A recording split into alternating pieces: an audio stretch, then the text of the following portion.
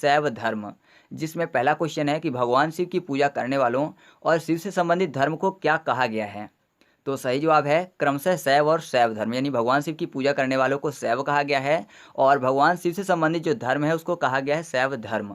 तो आसान है, इसमें कोई भी ट्रिक की जरूरत नहीं है। शिव शैव दोनों मैच करते हैं और शैव में धर्म लगा देंगे, क्योंकि जब धर्म की बात होगी शैव और धर्म हो जाएगा। ठीक है, तो इसमें कोई भी ट्रिक बताने की जरूरत नहीं है। आगे बढ़ते हैं।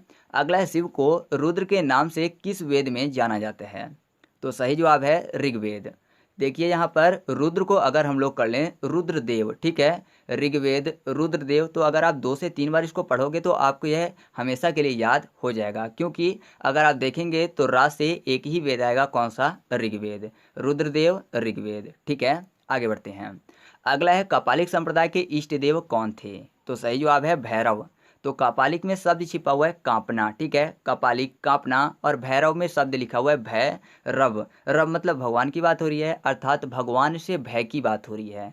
तो आपको पता है अगर किसी को भगवान से भय लगेगा, अगर किसी ने गलत काम किया है तो गलत काम करेंगे तो भगवान से भय लगेगा, तो भय लगेगा तो क्या करेंगे, कांपने लगेंगे, क्योंकि उनको सजा भी मिल सकती है जो उन्होंने गलत काम किया है उसके लिए। तो कांपने से कपालिक और भय लगा रव से, तो भय और रव से भैरव। ठीक है, अगला क्वेश्चन हमारे सामने है कि शिव एवं नंदी का एक साथ अंकन किन शासकों की मुद्राओं में मिलता है। तो सही जवाब है कुषाण शासकों की मुद्राओं में। ठीक है, यानी जो कुषाण शासक थे उनकी मुद्राओं में शिव एवं नंदी का एक साथ अंकन मिलता है। तो याद करना आसान है, क्योंकि आपको पता है कि जो शिव भगवान है वह नंदी की सवारी करते हैं, और जो नंदी हैं उनको क्या बोला जाता है, बैल बोला जाता है, क्योंकि नंदी बैल ही है और बैल को सांड भी कहते हैं। तो सांड से कुषाण, क्योंकि कुषाण में सांड शब्द छिपा हुआ है। तो आप ऐसे याद कर सकते हैं कि शिव एवं नंदी का एक साथ अंकन किन शासकों की मुद्राओं में मिलता है, कुषाण शासकों की मुद्राओं में, क्योंकि कुषाण में सांड शब्द छिपा हुआ है और नंदी जो कि बैल हैं तो बैल को सांड बोलते हैं। ठीक है, आगे बढ़ते हैं।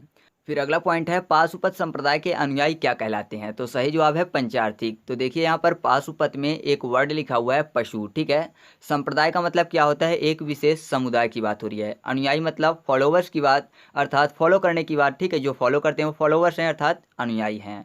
तो पशु जो है वह किसी को फॉलो कर रहे हैं, तो पशु अगर किसी को फॉलो करेगा तो जाहिर सी बात है कि वह अपने 4 पैरों से करेगा। ठीक है, पशु 4 पैरों से फॉलो करेगा, तो 4 से पंचार्थिक। तो पाशुपत संप्रदाय के अनुयायी क्या कहलाते हैं दोस्तों, पंचार्थिक कहलाते हैं। ठीक है, क्योंकि पशु फॉलो करेगा अपने 4 पैरों से। अब अगला पॉइंट है कि किस पुराण में शैव संप्रदाय की संख्या 4 बताई गई है और कौन कौन सी। तो वह पुराण है वामन पुराण, और जो शैव संप्रदाय की संख्या 4 बताई गई है तो वो 4 हैं, पाशुपत, कपालिक, कालामुख और लिंगायत। तो यहाँ पर अगर देखें तो एक वर्ड लिखा हुआ है पुराण, ठीक है, और पुराण का जो कनेक्शन है वह संख्या से बताया जा रहा है कि ये ऐसा कौन सा पुराण है जिसमें शैव संप्रदाय की संख्या 4 बताई गई है। तो अगर आप देखेंगे तो पुराणों में संख्या से संबंधित एक ही पुराण है, वह है वामन पुराण। ठीक है, वामन जो कि मिलता है 52 से, 52 यानी 52 से, तो एक ही ऐसा पुराण है जो कि संख्या से संबंधित है। तो आप ऐसे याद रख सकते हैं कि किस पुराण में शैव संप्रदाय की संख्या 4 बताई गई है, वामन पुराण में। ठीक है, और अगर आप चारों शैव संप्रदाय को याद करना चाहते हैं तो उसके लिए आपको एक लाइन याद रखनी पड़ेगी। वह लाइन है काला पशु गाय पाल। तो काला से कालामुख, पशु से पाशुपत, गाय से लिंगायत और पालने से कपालिक। ठीक है, एक और तरीका है, मैंने आपको ऊपर बताया कि जो शैव संप्रदाय है वह शिव से संबंधित है और आपको ये चीज़ पता भी है। तो जब बात होती है शिव की तो हमारे दिमाग में सबसे पहले एक बात आती है, कौन सी, शिव से संबंधित शिवलिंग की। ठीक है, तो शिवलिंग से लिंग से लिंगायत हो जाएगा। आपको पता है कि शिवलिंग कैसे दिखते हैं, कलर में तो काले दिखते हैं, तो काला से काला मुख। ठीक है, और फिर आपको ये भी पता है कि जो शिव भगवान है वह नंदी की सवारी करते हैं, नंदी पशु हैं। ठीक है, तो पशु से पाशुपत, और नंदी से रिलेटेड अगर आप देखें तो वह पाले भी जाते हैं, मतलब जो नंदी हैं या कि जो पशु हैं, जो बैल हैं, वह पाले जाते हैं, तो पालने से कपालिक। तो इस तरीके से भी आप इसको याद रख सकते हैं। अगला पॉइंट है कि लिंगायतों का मुख्य धार्मिक ग्रंथ क्या है। तो सही जवाब है शून्य संपादनी। याद करना है, तो लिंगायत में सब छिपा हुआ है, गायत अर्थात गाने की बात हो रही है, और धार्मिक में धर्म शब्द। तो अगर कोई भी व्यक्ति धर्म से संबंधित चीज़ों को गाए तो फिर लोग उसको सुनना पसंद करते हैं, है ना। अगर कोई व्यक्ति किसी भी धर्म से संबंधित चीज़ों को गाए तो लोग उनको सुनना पसंद करते हैं, तो सुनने से शून्य संपादने। तो आप ऐसे याद कर सकते हैं कि लिंगायतों का मुख्य धार्मिक ग्रंथ क्या है, शून्य संपादने। ठीक है, अगला पॉइंट है कि 10वीं शताब्दी में नाथ संप्रदाय की स्थापना किसने की थी। तो सही जवाब है मत्स्येंद्र नाथ ने। ठीक है, जो मत्स्येंद्र नाथ थे उन्होंने ही 10वीं शताब्दी में नाथ संप्रदाय की स्थापना की थी। तो याद करना है, तो मत्स्येंद्र नाथ में एक वर्ड लिखा हुआ है मत, ठीक है। मत का मतलब क्या होता है? राय देना, सजेशन देना, और नाथ शब्द छिपा हुआ है। तो किसी ने उनको मत दिया, क्या मत दिया? कि तुम नाथ संप्रदाय की स्थापना करो, क्योंकि उनके नाम में नाथ शब्द लिखा हुआ था, मत्स्येंद्र नाथ।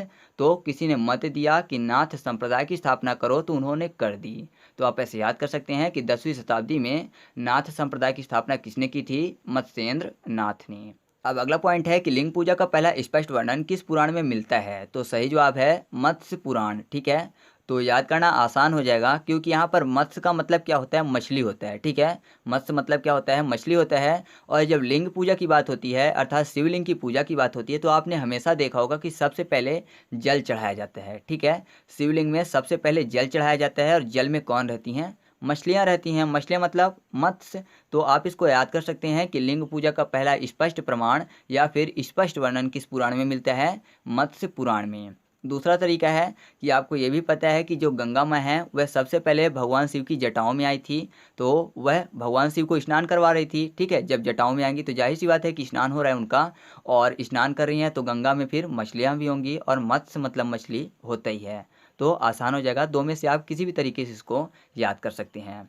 दोस्तों, अगर आपको वीडियो अच्छा लग रहा हो तो प्लीज़ वीडियो को लाइक ज़रूर करिएगा, और अपने दोस्तों के साथ भी शेयर करिएगा, जिससे कि उनकी भी मदद हो सके, ठीक है। तो आगे बढ़ते हैं। अगला पॉइंट है कि कालामुख संप्रदाय के अनुयायियों को शिव पुराण में क्या कहा गया है? तो सही जवाब है महाव्रतधर। याद करना बहुत आसान हो जाएगा। अगर आप देखें, यहाँ पर कालामुख की बात हो रही है, और महाव्रतधर में शब्द लिखा हुआ है महावत। महावत कौन होते हैं? जो हाथी के ऊपर सवारी करते हैं, अर्थात जो हाथी को चलाते हैं उसको महावत बोलते हैं, ठीक है। और जो महावत हैं वह हाथी की, जाहिर सी बात है कि ऊपर बैठेंगे, और जब ऊपर बैठेंगे तो जो सूर्य भगवान की किरणें हैं उन पर ज़्यादा पड़ेंगे, यानी जो प्रकाश है वह ज़्यादा पड़ेगा, जिसके कारण जो उनका मुख है वह जल्दी काला हो जाएगा, है ना। आम आदमी नीचे है, हाथी स्थल का सबसे ऊंचा जानवर है तो वह ऊपर है, तो धूप ज़्यादा आएगी, जिस कारण से उनका मुख काला हो जाएगा। किसका मुख काला हो जाएगा? महावत का। तो महावत से हो गया महाव्रत धर। तो आप ऐसे याद कर सकते हैं कि कालामुख संप्रदाय के अनुयायियों को शिवपुराण में क्या कहा गया है? महाव्रत धर, ठीक है। और मैं आपको बता दूं कि ये जो महाव्रत धर होते हैं यह नर कपालों पे भोजन करते हैं, और यह अपने पूरे शरीर पर भस्म लगाते हैं, ठीक है। तो याद रखना हो तो भस्म से आप याद कर सकते हैं कि अगर यह पूरे शरीर पर भस्म लगाएंगे तो जाहिर सी बात है कि मुख में भी लगाएंगे, और मुख में लगाएंगे तो कैसा हो जाएगा? काला हो जाएगा, ठीक है। आगे बढ़ते हैं। अगला पॉइंट है कि पल्लव काल में शैव धर्म का प्रचार प्रसार किसके द्वारा किया गया? तो सही जवाब है नायनारों द्वारा, जो कि नायनार संत हैं उनकी संख्या बताई गई थी 63, ठीक है। तो याद करना है, तो नायनारों में शब्द छिपा हुआ है नैनारो, ठीक है। नायनारो, नैनारो, यानी नैन का मतलब क्या होता है? आँख होता है, और पल्लव में सब छिपा हुआ है पल लव। लव मतलब प्यार, यानी पल भर में किसी को प्यार हो रहा है किसी से। तो अगर किसी को पल भर में लव हो गया है और वह उसके पीछे 4 दिनों से, प्रचार में 4 शब्द छिपा हुआ है, तो वह 4 दिनों से घूम रहा है, ठीक है, या कि सैर कर रहा है, प्रसार सैर कर रहा है, तो जाहिर सी बात है कि कुछ वक्त बाद क्या होगा कि उसके जो नैना हैं वह रोएंगे, ठीक है। क्यों रोएंगे? क्योंकि उसको पल भर में ही लव हो जाता है। तो आप इसको ऐसे याद कर सकते हैं कि पल्लव काल में शैव धर्म का प्रचार प्रसार किसके द्वारा किया गया था? नायनारों द्वारा, ठीक है। और जो नायनार संत हैं उनकी संख्या 63 बताई गई है, तो इनको भी याद करते हैं। 63 में सब छिपा हुआ है तरसत, अर्थात तरसने की बात हो रही है, ठीक है। और नायनारों में नैनारो, तो जाहिर सी बात है अगर नैना किसी के लिए तरस रहे हैं तो फिर वो क्या करेंगे? रोएंगे, अर्थात नैना रो रहे हैं क्योंकि वह तरस रहे हैं, तो तरसने से 63 और नैनारो से नायनारो। तो आप इसको भी याद रखिएगा। अगला पॉइंट है कि एलोरा के प्रसिद्ध कैलाश मंदिर का निर्माण किस राजवंश के शासकों ने करवाया था? तो सही जवाब है राष्ट्रकूट वंश के शासकों ने। तो एलोरा में एक वर्ड लिखा हुआ है एलोवेरा, एलोरा, एलोवेरा। और आपको पता है कि जो एलोवेरा है वह जड़ी बूटियों में आता है। अब जड़ी बूटियों में आता है तो उसको जाहिर सी बात है कि कूटा जाता होगा, और फिर उसका रस निकाला जाता है। कूट के उसका रस निकाले तो कूटने से राष्ट्रकूट। तो एलोरा के प्रसिद्ध कैलाश मंदिर का निर्माण किस राजवंश के शासकों ने करवाया था दोस्तों? राष्ट्रकूट राजवंश के शासकों ने, ठीक है।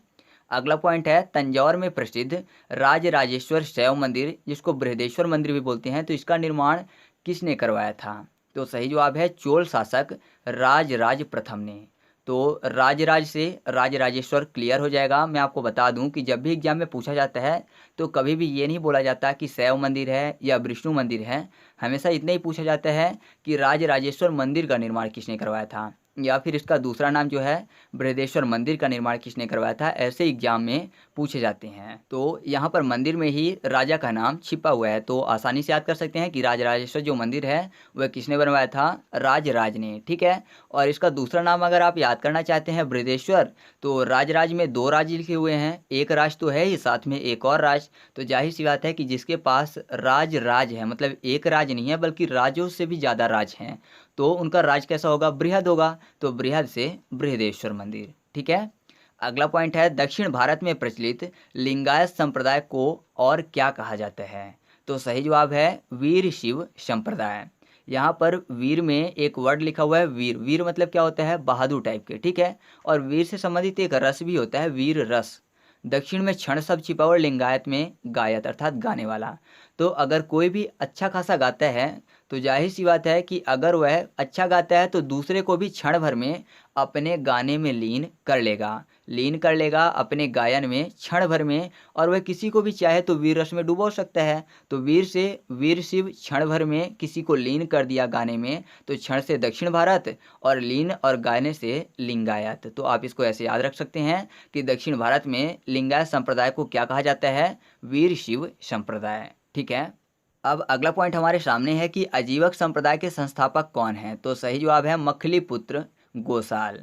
याद करना है तो आजीवक में एक वर्ड लिखा हुआ है आजीवक। वक मतलब वगुला होता है, और कोई व्यक्ति बुला रहा है कि आओ जी वक, यानी वक को बुला रहा है। अब वक को बुलाना है तो जाहिर सी बात है किसी को बुलाने के लिए उसकी फेवरेट चीज़ देनी पड़ेगी, और वक की फेवरेट चीज़ क्या होती है, वह होती है मछलियाँ। मछलियाँ जो होती हैं वक की फेवरेट चीज़ होती हैं। तो मछली अगर फेंकेंगे तो वक क्या होंगे, आ जाएंगे। तो आजीवक से हो गया आजीवक संप्रदाय, और मछली से मखलीपुत्र गोसाल। तो आप ऐसे याद रख सकते हैं कि आजीवक संप्रदाय के संस्थापक कौन हैं, मखलीपुत्र गोसाल। ठीक है। आगे बढ़ते हैं। अगला है घोर अक्रियावादी संप्रदाय के संस्थापक कौन हैं। तो सही जवाब है पूर्ण कश्यप। यहाँ पर अक्रियावादी में शब्द लिखा हुआ है अक्रिया, मतलब कोई व्यक्ति है वह क्रिया नहीं कर रहा है। अगर वह क्रिया करता अर्थात कोई भी कार्य करता, कोई भी कर्म करता, तो वह किसी भी कार्य को पूरा कर सकता था, है ना। अगर क्रिया करेगा, कोई भी काम करेगा तो किसी भी कार्य को पूरा कर लेगा, लेकिन वह कोई भी क्रिया नहीं करेगा यानी अक्रिय हो जाएगा, तो फिर वह किसी भी कार्य को पूरा नहीं कर सकता। तो पूरे से पूर्ण कश्यप। तो आप ऐसे याद कर सकते हैं कि घोर अक्रियावादी संप्रदाय के संस्थापक कौन हैं, पूर्ण कश्यप। ठीक है। अगला पॉइंट है यादृच्छावाद संप्रदाय के संस्थापक कौन हैं। तो सही जवाब है आचार्य अजित। यादृच्छावाद में वर्ड लिखा हुआ है याद और इच्छा, यानी कोई भी व्यक्ति याद कर रहा है, क्यों, क्योंकि उसकी कुछ इच्छा है। तो याद कर रहा है, उसकी क्या इच्छा हो सकती है, उसकी ये इच्छा हो सकती है कि वह अपने आचार्य का दिल जीतना चाहता हो, क्योंकि आचार्य ने उसको होमवर्क दिया है, तो वह चाह रहा है कि ये चीज़ उसको याद हो जाए, और उसकी इच्छा है कि वह आचार्य का दिल जीत ले। तो जीतने से अजित, और आचार्य अजित, और याद और इच्छा से यादृच्छावाद। ठीक है। तो यादृच्छावाद संप्रदाय के संस्थापक कौन हैं, आचार्य अजित।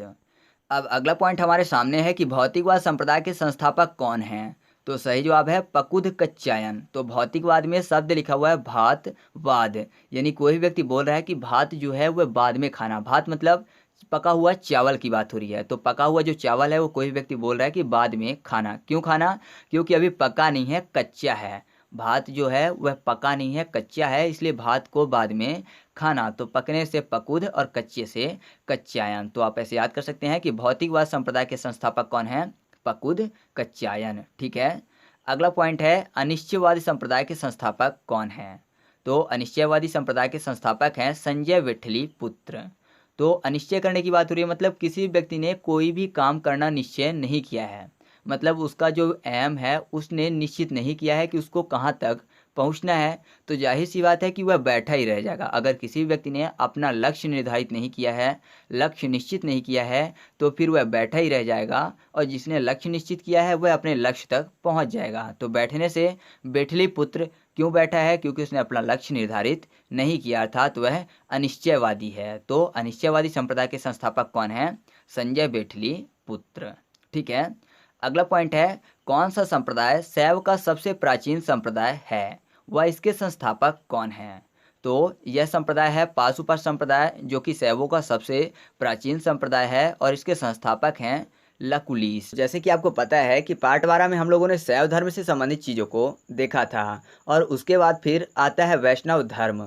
तो वैष्णव धर्म में पहला क्वेश्चन है कि वैष्णव धर्म के संबंध में प्रारंभिक जानकारी कहाँ से मिलती है। तो सही जवाब है उपनिषदों से। याद करना है तो वैष्णव में दो शब्द छिपे हुए हैं, एक बेस और दूसरा नाव। बेस का मतलब क्या होता है, आधार या फिर नींव, उसकी बात हो रही है। तो यहाँ पर बेस और नाव शब्द छिपा हुआ है और यहाँ पर प्रारंभिक जानकारी की बात हो रही है। तो अगर हम लोग नाव के बेस को देखेंगे अर्थात नाव के बेस की जानकारी की बात करेंगे तो हमको कहाँ से होगा, या तो ऊपर से या फिर नीचे से, यानी ऊपर और नीचे दोनों से हम देखेंगे तो हमको नाव के बेस की जानकारी मिलेगी। तो ऊपर नीचे दो, तो ऊपर नीचे दो से हो गया उपनिषदों। ठीक है, तो आप ऐसे याद कर सकते हैं कि वैष्णव धर्म के संबंध में प्रारंभिक जानकारी कहाँ से मिलती है, उपनिषदों से। या फिर दूसरा तरीका है, उपनिषदों में सब छिपा हुआ है उप पानी। ठीक है, उपनिषदों उप पानी, और वैष्णव में सब छिपा हुआ है वेश नाव। तो नाव कहाँ रहती है, पानी में। तो नाव के बारे में जानकारी कहाँ मिलेगी, पानी में। ठीक है, तो आप इसको ऐसे भी याद कर सकते हैं। अगला क्वेश्चन है कि वैष्णव धर्म का प्राचीन नाम क्या है या इसका विकास किस धर्म से हुआ है। तो सही जवाब है भागवत धर्म से। याद करना है तो वैष्णव में सब छिपा हुआ है बेस, नाव, और प्राचीन में सब छिपा हुआ है चीन। चीन मतलब चाइना। तो अगर बहुत सारे व्यक्ति नाव में चढ़े हों और उनसे बोला जाए कि इस नाव का जो बेस है यानी इस नाव का जो आधार है यानी पानी के नीचे वाला भाग, वह कहाँ का बना हुआ है, चाइना का बना हुआ है। तो लोग सोचेंगे कि चाइना की चीज़ें हमेशा जल्दी ख़राब हो जाती हैं। ठीक है, तो वह डर के मारे क्या करेंगे, वहाँ से भागने की कोशिश करेंगे। अगर उनको पता चलता है कि इस नाव का जो बेस है वह चाइना से आया है तो वह वहाँ से भागेंगे। तो भागने से भागवत, और बेस और नाव से वैष्णव, और चीन से प्राचीन। तो आप ऐसे याद कर सकते हैं कि वैष्णव धर्म का प्राचीन नाम क्या है, भागवत धर्म। ठीक है, और जब प्राचीन नाम उसका है तो जाहिर सी बात है कि उसका विकास भी वहीं से हुआ होगा। अगला क्वेश्चन है कि नारायण की पूजा क्या कहलाते थे। तो सही जवाब है पंचरात्र। याद करने के लिए नारायण में सब छिपा हुआ है ना राय, यानी किसी भी व्यक्ति से राय ना लेना। तो अगर कोई भी व्यक्ति है वह राय नहीं ले रहा है, ठीक है, और वह घर में क्या कर रहा है, पूजा कर रहा है, पूजक में पूजा सब छिपा हुआ है, यानी किसी व्यक्ति से उसने राय नहीं लिया और घर में पूजा रख लिया। और रात के टाइम अगर कोई पूजा करे तो जाहिर सी बात है कि दूसरों को डिस्टर्ब करेगा, और दूसरों को डिस्टर्ब करेगा तो उसको पंच भी मिलेंगे। पंच यानी मुक्के की बात हो रही है, यानी सीधा सा आप ये समझिए कि कोई भी व्यक्ति है वह घर में पूजा रख रहा है, दूसरे लोगों से राय लिए बिना यानी पड़ोस के लोगों से राय लिए बिना रात के टाइम पे पूजा कर रहा है, तो शोर करेगा, डिस्टर्ब करेगा तो उसको पंच मिलेगा। ठीक है, क्यों, क्योंकि वह रात्रि में पूजा कर रहा है। तो पंच और रात्रि से पंचरात्र, और क्यों मिला उसको, क्योंकि वह दूसरों से राय नहीं लिया। तो ना राय से नारायण। तो आप ऐसे याद कर सकते हैं कि नारायण की पूजा क्या कहलाते थे, पंचरात्र। अगला क्वेश्चन है वैष्णव धर्म के प्रवर्तक कौन थे। तो सही जवाब है कृष्ण। याद करना है तो वैष्णव कृष्ण, अगर वा को का कर दें तो सिंपल सा दोनों एक दूसरे से मैच करेंगे। तो आप इसको आसानी से याद कर सकते हैं कि वैष्णव धर्म के प्रवर्तक कौन थे, कृष्ण थे। अब अगला क्वेश्चन हमारे सामने है कि अंगिरस के शिष्य के रूप में और देवकी पुत्र के रूप में कृष्ण का उल्लेख सर्वप्रथम किस उपनिषद में मिलता है। तो सही जवाब है छंदोग्म उपनिषद। याद करना है तो अंगिरस में एक शब्द छिपा हुआ है रस, हिंदी वाले रस की बात हो रही है, और छंदोग्म में एक शब्द लिखा हुआ है छंद। तो अगर ऐसा बोलें कि रस के आगे क्या शेष बचेगा, यानी हम लोगों ने हिंदी में रस को पढ़ लिया है तो रस के बाद कौन सा चैप्टर पढ़ेंगे, छंद पढ़ेंगे। अक्सर हम लोगों ने जब 9th 10th में पढ़ा था तो हमेशा रस के बाद छंद चैप्टर ही स्टार्ट होता था। तो आप ऐसे याद कर सकते हैं, रस से अंगिरस और छंद से छंदोग्म। तो अंगिरस के शिष्य के रूप में कृष्ण का जो उल्लेख है वह सर्वप्रथम किस उपनिषद से मिलता है, छंदोग्म उपनिषद से। ठीक है, अब हमारे सामने बचता है कि देवकी पुत्र के रूप में कृष्ण का उल्लेख किस उपनिषद में मिलता है। तो वो भी छंदोग्म उपनिषद है। तो आपको पता है कि जो देवकी हैं वह कृष्ण भगवान की जननी हैं, यानी उन्होंने ही कृष्ण भगवान को जन्म दिया है। लेकिन कृष्ण भगवान को पाला किसने है, तो कृष्ण भगवान को पाला है यशोदा माता ने। तो ऐसा कह सकते हैं कि देवकी ने अपने पुत्र कृष्ण भगवान को छाया नहीं दी थी, बल्कि छाया किसने दी थी, यशोदा माता ने। अर्थात देवकी ने छाया ना दी बल्कि यशोदा माता ने छाया दी। तो छाया देने से छंदोग्म उपनिषद। तो आप इसको भी ऐसे याद कर सकते हैं। अगला क्वेश्चन हमारे सामने है कि विष्णु के 10 अवतारों का उल्लेख कहाँ मिलता है। तो सही जवाब है मत्स्य पुराण में। याद करना है तो विष्णु में सब छिपा हुआ है 20 और यहाँ पर 10 की बात हो रही है, अर्थात 10 अवतारों की, यानी दोनों कौन है, न्यूमेरिकल नंबर हैं। और जो न्यूमेरिकल नंबर हैं इनका उल्लेख कहाँ मिलेगा, मैथ में मिलेगा। तो मैथ से मत्स्य पुराण, ठीक है, मैथ पढ़ेंगे और मैथ से हो जाएगा मत्स्य पुराण। तो आप इसको ऐसे याद कर सकते हैं कि विष्णु के 10 अवतारों का उल्लेख कहाँ मिलता है, मत्स्य पुराण में, ठीक है। अगला क्वेश्चन है कि गुप्त काल में विष्णु का कौन सा अवतार सर्वाधिक प्रसिद्ध था। तो सही जवाब है वराह अवतार। तो गुप्त काल में, गुप्त शब्द छिपा हुआ है, गुप्त मतलब सीक्रेट रूप से, ठीक है। काल में कल शब्द और विष्णु में विष शब्द। तो कोई भी व्यक्ति है जो गुप्त रूप से कल किसी को विष देने जा रहा था, विष मतलब जहर देने, गुप्त रूप से कोई था जो कल किसी को जहर देने जा रहा था, तो जाहिर सी बात है कि अगर जहर देने जा रहा है तो वह पकड़ा जाएगा, ठीक है। यानी कोई ना कोई उसको देखेगा कि सामने वाले को जहर देने गया है या फिर कुछ उसके मन में आशंका होगी, तो वह राह में ही पकड़ा जाएगा। तो राह से वराह अर्थात वराह अवतार। तो आप ऐसे याद कर सकते हैं कि गुप्त काल में विष्णु का कौन सा अवतार सर्वाधिक प्रसिद्ध था, वराह अवतार, ठीक है। अगला पॉइंट है भगवान विष्णु के सुदर्शन चक्र में कितनी तीलियां हैं। तो सही जवाब है 6 तीलियां। तो सिंपल सा है, इसको याद करने की जरूरत नहीं है, क्योंकि आपको पता है सुदर्शन में जो सा में ऊ की मात्रा लगी हुई कैसी दिखती है, 6 की तरह, है ना। जो सुदर्शन में सा है उसमें जो ऊ की मात्रा है वह 6 की तरह लग रही है। तो आप ऐसे याद कर सकते हैं कि सुदर्शन चक्र में कितनी तीलियां हैं, 6 तीलियां। या फिर सुदर्शन को थोड़ा सा तोतले शब्द में पढ़ सकते हैं, सुदर्शन, क्षुदर्शन। तो क्षुदर्शन में 6 शब्द आपको मिल जाएगा, ठीक है। तो आप इसको ऐसे याद रखिएगा। अब अगला क्वेश्चन हमारे सामने है कि वैष्णव संप्रदाय किस मत से संबंधित है तथा उसके आचार्य कौन हैं। तो वैष्णव जो संप्रदाय है वह विशिष्टाद्वैतवाद से संबंधित है और इसके आचार्य हैं रामानुज। तो याद करना है तो वैष्णव में सब छिपा हुआ है 20 नाव, ठीक है। वैष्णव 20 नाव अर्थात 20 नाव की बात हो रही है। तो अगर कोई भी व्यक्ति अकेले जा रहा है और उसके लिए 20 नाव आए तो जाहिर सी बात है कि वह कोई स्पेशल बंदा होगा, है ना। अकेले व्यक्ति के लिए 20 नाव आए तो जाहिर सी बात है कोई विशिष्ट व्यक्ति होगा, कोई स्पेशल बंदा होगा। तो स्पेशल यानी विशिष्ट, तो विशिष्ट से विशिष्टाद्वैत। तो आप ऐसे याद कर सकते हैं कि वैष्णव संप्रदाय किस मत से संबंधित है, विशिष्टाद्वैत से संबंधित, ठीक है।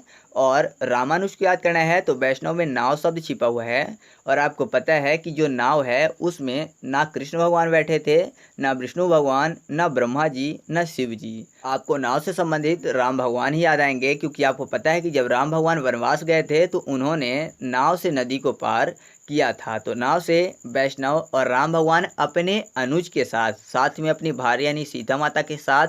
तो राम और अनुज, अनुज मतलब छोटा भाई होता है, तो राम और अनुज से रामानुज। तो आप ऐसे याद कर सकते हैं कि वैष्णव संप्रदाय के आचार्य कौन थे, रामानुज थे, ठीक है। आगे बढ़ते हैं। अगला क्वेश्चन है कि ब्रह्म संप्रदाय किस मत से संबंधित है, साथ ही ब्रह्म संप्रदाय के आचार्य का नाम क्या है। तो जो ब्रह्म संप्रदाय है वह द्वैतवाद से संबंधित है और ब्रह्म संप्रदाय के आचार्य का नाम है आनंद तीर्थ। तो यहाँ पर सबसे पहले हम लोग आचार्य का नाम याद करते हैं। ब्रह्म संप्रदाय में एक शब्द लिखा हुआ है ब्रह्म, और ब्रह्म से एक शब्द बनता है ब्रह्मचारी। आपको पता है कि जो ब्रह्मचारी लोग होते हैं वह पूजा पाठ में बहुत ध्यान देते हैं, है ना, भगवान की पूजा में बहुत ध्यान देते हैं। अब जब वह भगवान की पूजा में ध्यान दे रहे हैं तो जाहिर सी बात है कि वह तीर्थों में घूमेंगे। क्यों घूमेंगे, क्योंकि उनको तीर्थों में घूमने में आनंद मिलता है ना। जब वह तीर्थ में घूमने जाते हैं तो उनको आनंद मिलता है। क्यों, क्योंकि वह ब्रह्मचारी हैं। वैसे नॉर्मल लोगों को भी आनंद मिलता है, ऐसा नहीं है, लेकिन ब्रह्मचारी लोगों को ज़्यादा आनंद मिलता है। तो आनंद मिलता है तीर्थों में घूमने पर, तो आनंद और तीर्थ से आनंद तीर्थ। तो आप ऐसे याद कर सकते हैं कि ब्रह्म संप्रदाय के आचार्य का नाम क्या है, आनंद तीर्थ। और आपको यह याद करना है कि कौन से मत से संबंधित है। तो द्वैत में एक शब्द छिपा हुआ है दवात, द्वैत, द्वात अर्थात दवात शब्द छिपा हुआ है। दवात मतलब इंक की बात हो रही है। और ब्रह्म संप्रदाय को कर लेते हैं ब्रह्मा। तो आपको पता है कि ब्रह्मा जी जो हैं वह सभी लोगों का लेखा जोखा करते हैं। अब जब लेखा जोखा करेंगे तो जाहिर सी बात है पेन से लिखेंगे, और पेन में किसकी ज़रूरत पड़ती है, इंक की ज़रूरत पड़ती है, ठीक है। तो इंक मतलब दवात होता है, तो दवात से द्वैत। तो आप ऐसे याद कर सकते हैं कि ब्रह्म संप्रदाय किस मत से संबंधित है, द्वैत मत से, ठीक है। दोस्तों अगर आपको वीडियो अच्छा लग रहा हो तो प्लीज़ वीडियो को लाइक करिएगा और अपने दोस्तों को भी शेयर करिएगा जिससे उनकी भी मदद हो सके। अगला क्वेश्चन है कि रुद्र संप्रदाय किस मत से संबंधित है। तो सही जवाब है शुद्धाद्वैत से।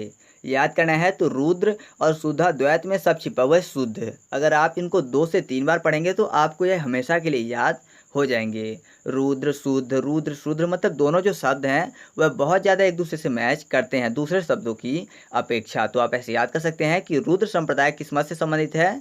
शुद्धाद्वैत से, ठीक है। क्योंकि अगर आप 2 से 3 बार बोलेंगे तो आपके जुआ पर यह बैठ जाएगा। अगला क्वेश्चन है कि रुद्र संप्रदाय के आचार्य का नाम क्या है? तो सही जवाब है वल्लभाचार्य। याद करना है तो रुद्र में सब छिपा हुआ रौद्र। रौद्र का मतलब क्या होता है? क्रोध होता है। आपने रस पढ़ा होगा तो आपको ये चीज़ पता होगी कि रौद्र रस का स्थायी भाव क्या होता है? क्रोध होता है। और क्रोध में जो इंसान की ताकत होती है, इंसान को जो बल होता है वह बढ़ जाता है। हालांकि जो बुद्धि होती है वह क्षीण हो जाती है, यानी कम होने लगती है, समाप्त होने लगती है, लेकिन जो बल है वह बढ़ जाता है। तो आप ऐसे याद कर सकते हैं कि रौद्र में अर्थात क्रोध में इंसान का बल बढ़ता है, तो बल से वल्लभाचार्य। तो रुद्र संप्रदाय के आचार्य का नाम क्या है दोस्तों? वल्लभाचार्य। ठीक है, आगे बढ़ते हैं। अगला क्वेश्चन है कि सनक संप्रदाय किस मत से संबंधित है? तो सही जवाब है द्वैताद्वैत। तो सनक में एक शब्द छिपा हुआ है सनकी। सनकी मतलब थोड़े से पागल टाइप के, ठीक है। और द्वैताद्वैत में एक शब्द छिपा हुआ है दैत्य दैत्य, यानी एक से अधिक दैत्य अर्थात एक से अधिक दानव। तो जाहिर सी बात है एक दानव है तो वह थोड़ा सा शांत बैठेगा, लेकिन अगर एक से अधिक दैत्य हो गए, जैसे कि नाम में लिखा हुआ है 2 दैत्य, तो एक से अधिक दैत्य हो गए तो फिर वह क्या करेंगे? क्योंकि सनकी होते हैं तो लोगों को परेशान करेंगे। तो आप ऐसे याद कर सकते हैं कि सनक संप्रदाय किस मत से संबंधित है?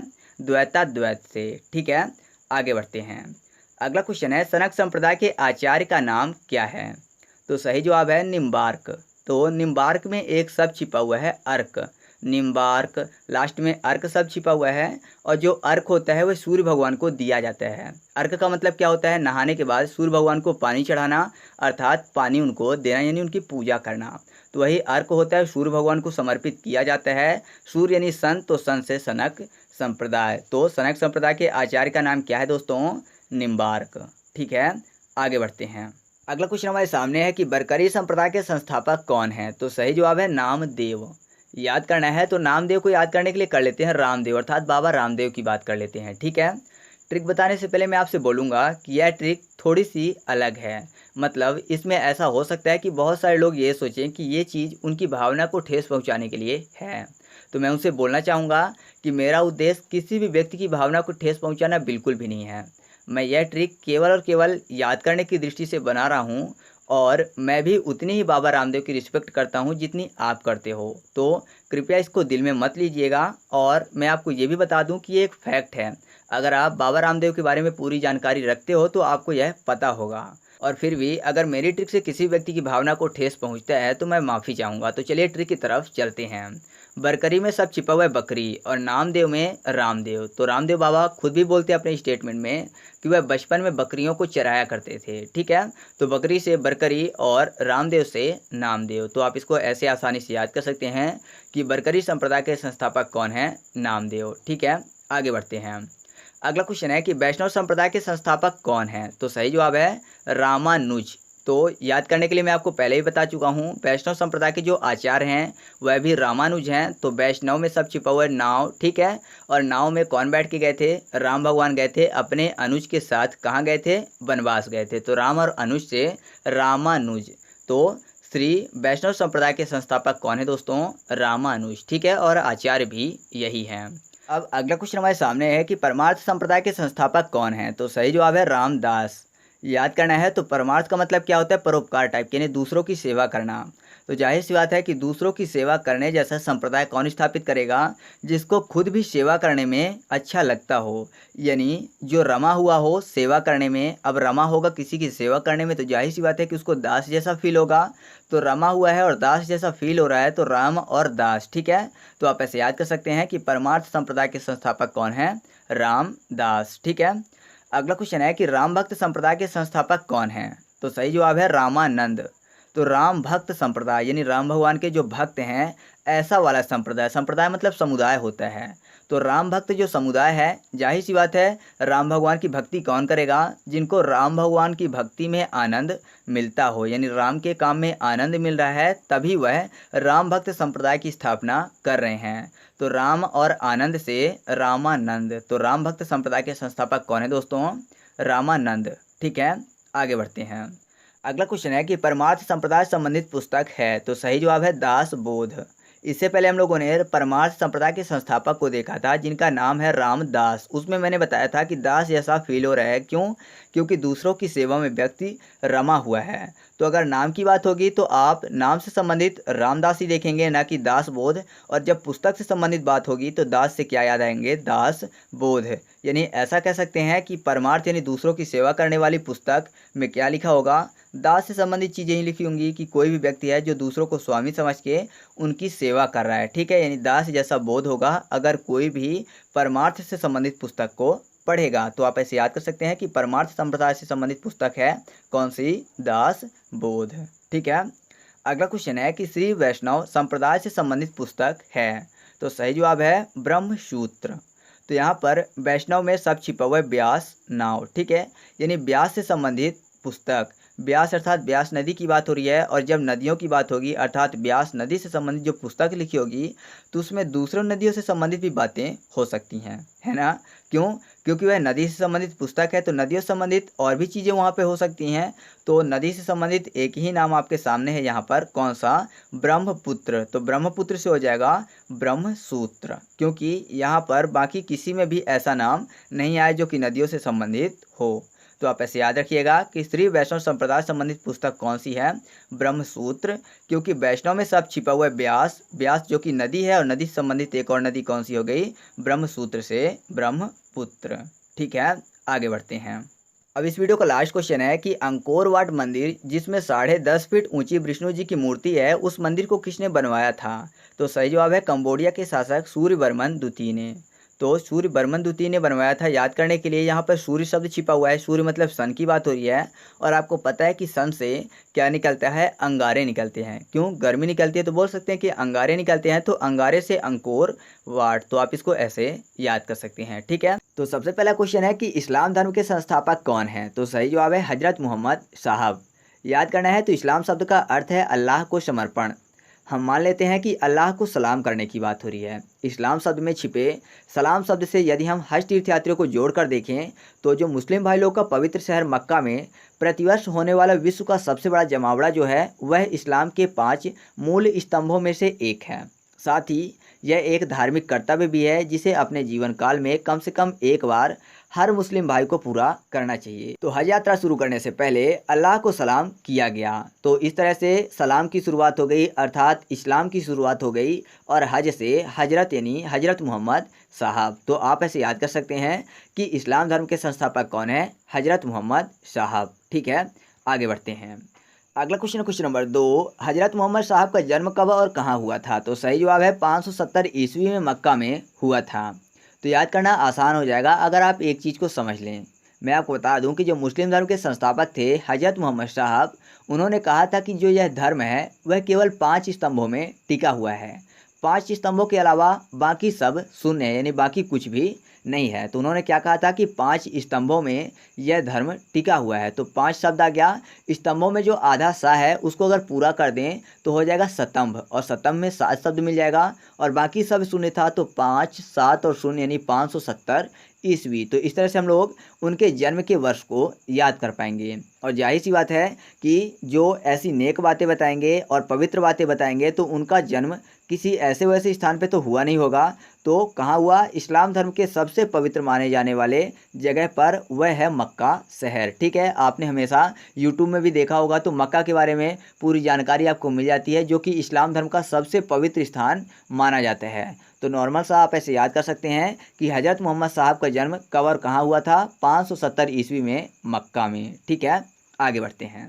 अगला क्वेश्चन है क्वेश्चन नंबर 3। हजरत मोहम्मद साहब के माता व पिता का नाम क्या था? तो सही जवाब है क्रमशः अमीना और अब्दुल्ला। याद करना आसान हो जाएगा। जैसे कि हमारे हिंदू भाई बहन जो हैं वह अपने माता पिता को हमेशा पापा या कि मम्मी कहते हैं। आपने ज़्यादातर यही सुना होगा कि जो हिंदू भाई बहन हैं वह पापा या कि मम्मी अपने माता पिता को कहते हैं। वैसे ही जो हमारे मुस्लिम भाई बहन हैं वह अपने माता पिता को अम्मी और अब्बू कहते हैं। तो यहाँ हम मान लेते हैं कि इसकी शुरुआत ही मोहम्मद साहब ने की होगी, क्यों? क्योंकि वह अपनी मम्मी को अर्थात माता को क्या बोलते होंगे? अम्मी बोलते होंगे। तो अम्मी से अमीना, और अब्बू बोलते थे पिताजी को तो अब्बू से अब्दुल्ला। ठीक है, अब्बू से अब्दुल्ला और अम्मी से अमीना। तो आप ऐसे याद कर सकते हैं कि हज़रत मोहम्मद साहब जी के माता व पिता का नाम क्या था? अमीना और अब्दुल्ला। ठीक है, याद रहेगा। आगे बढ़ते हैं। मैं आपको एक चीज़ बता दूं कि यह वीडियो बनाने का मेरा एक ही उद्देश्य है, वह यह कि आपको ज़्यादा से ज़्यादा जानकारियां याद हो सकें। मेरा उद्देश्य किसी भी व्यक्ति की भावना को ठेस पहुंचाना बिल्कुल भी नहीं है, तो आप इसको गलत ढंग से मत लीजिएगा।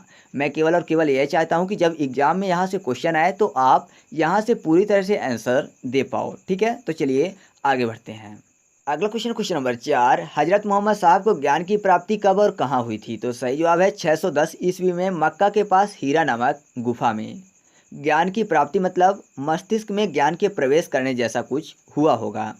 अक्सर हम टीवी में सीरियल वगैरह में देखते हैं कि एक छेद से हीरे की तरह चमकता हुआ ज्योतिपुंज हवा में उड़ता हुआ आता है और फिर किसी के ब्रेन में प्रवेश कर जाता है और फिर वह जाग जाता है। तो यहाँ भी हम लोग ऐसी ही कल्पना कर लेते हैं कि एक छेद से मतलब 6 से हो जाएगा और 10 से 10। ठीक है, 6 यानी 6 और 10 मतलब 10, और एक ज्ञान रूपी ज्योतिपुंज जो कि हीरे की तरह चमकता हुआ आया, तो हीरे से हीरा नाम की गुफा और मस्तिष्क में प्रवेश कर गया। तो जाहिर सी बात है जब मस्तिष्क में प्रवेश करेगा तो फिर ज्ञान प्राप्त हो गया। तो आप ऐसे याद कर सकते हैं कि हजरत मोहम्मद साहब को ज्ञान की प्राप्ति कब हुई थी? 610 ईस्वी में। और कहाँ हुई थी? मक्का के हीरा नामक गुफा में। मैंने आपको बता ही दिया कि आपको याद करना है छेद से, तो छेद से हो गया 6 और 10 से 10। ठीक है, और हीरे की तरह चमकता हुआ ज्योतिर्पुंज दिमाग में प्रवेश कर गया तो ज्ञान की प्राप्ति हो गई। तो हीरे से हीरा नामक गुफा। ठीक है, आगे बढ़ते हैं। अगला क्वेश्चन नंबर 5, 24 सितंबर 622 ईस्वी को पैगंबर की मक्का से मदीना की यात्रा इस्लाम जगत में किस नाम से जानी जाती है? तो सही जवाब है मुस्लिम संवत या हिजरी संवत। तो यहाँ पर दो चीज़ याद करेंगे, पहले इस संवत को याद करेंगे और दूसरा याद करेंगे 24 सितंबर 622 को। यानी क्वेश्चन जब ये पूछा जाएगा कि पैगंबर साहब ने मक्का से मदीना की यात्रा कब शुरू की, तो सही जवाब क्या होगा? 24 सितंबर 622। तो इस डेट को भी याद करेंगे। तो जाहिर सी बात है यहाँ पर यात्रा की बात हो रही है और यात्रा किसी वाहन से करेंगे। तो जब वाहन से करेंगे तो सामने वाला ज़रूर ये बोलेगा कि मुझे चाबी नहीं चाहिए, यानी वाहन की चाबी नहीं चाहिए, मुझे सीट दो। अर्थात ऐसा कह सकते हैं कि उन्होंने कहा चाबी नहीं, बस की सीट दो। तो चाबी से 24 नहीं फॉर 9 यानी 9वां महीना कौन सा? सितंबर। और बस की सीट दो तो बस से 62 और 2 अर्थात 622। तो आप ऐसे याद कर सकते हैं कि पैगंबर साहब ने मक्का से मदीना की यात्रा कब की? 24 सितंबर 622 को। ठीक है, अब जब यात्रा करेंगे तो उसमें टाइम लगेगा, तो उन्होंने टाइम भी काउंट किया होगा कि अरे कितने दिन में यहाँ से यहाँ तक पहुँचते हैं, तो उस टाइम को उन्होंने काउंट किया। अब जब काउंट किया स्टार्टिंग से, क्योंकि वह पहले थे जिन्होंने धर्म की स्थापना की, तो वहीं से फिर कैलेंडर भी बन गया। अब मुस्लिम धर्म से संबंधित कैलेंडर तैयार हुआ तो जाहिर सी बात है कि उसको मुस्लिम संवत के नाम से जाना जाएगा। ठीक है, तो आप इसको ऐसे याद रखिएगा। अगला क्वेश्चन नंबर 6, मोहम्मद की पुत्री एवं दामाद का नाम क्या था? यानी जो मोहम्मद साहब थे उनकी पुत्री और दामाद का नाम क्या था? तो सही जवाब है पुत्री का नाम फातिमा और दामाद का नाम था अली। तो मोहम्मद साहब में एक सब छिपा हुआ है साहब। साहब की बात हो रही है, यानी बॉस टाइप की बात हो रही है। ठीक है, तो अगर बॉस की तरह कोई लेडी बैठेगी, ठीक है, साहब की तरह अगर कोई लेडी बैठेगी तो जाहिर सी बात है कि फैट आ जाएगा। फैट आ जाएगा तो फैट से फातिमा, और जब फैट आ जाएगा तो जाहिर सी बात है कि उनके पति हल्ला करेंगे। क्यों करेंगे? क्योंकि वह साहब की तरह बैठी रहती हैं, तो उनके पति हल्ला करेंगे तो हल्ला से हो जाएगा अली, हल्ली, अली। ठीक है, तो आप ऐसे दोनों को याद कर सकते हैं कि मोहम्मद साहब की पुत्री का नाम क्या था? फातिमा था और दामाद का नाम क्या था? अली था। ठीक है, आगे बढ़ते हैं। अगला क्वेश्चन नंबर 7, इस्लाम धर्म का पवित्र ग्रंथ क्या है? तो सही जवाब है कुरान, और इसके लिए किसी को भी कोई भी ट्रिक बताने की ज़रूरत नहीं है क्योंकि सबको यह पता है। अगला क्वेश्चन नंबर 8, पैगंबर मोहम्मद साहब को अरबी भाषा में कुरान किसने दी थी? तो सही जवाब है देवदूत जिब्रियल ने। याद करना है, तो यहाँ पर पैगंबर में एक शब्द छिपा हुआ है पैगाम। पैगाम का मतलब क्या होता है? संदेश होता है। अरबी में शब्द छिपा हुआ है रब। ठीक है, यानी रब का संदेश।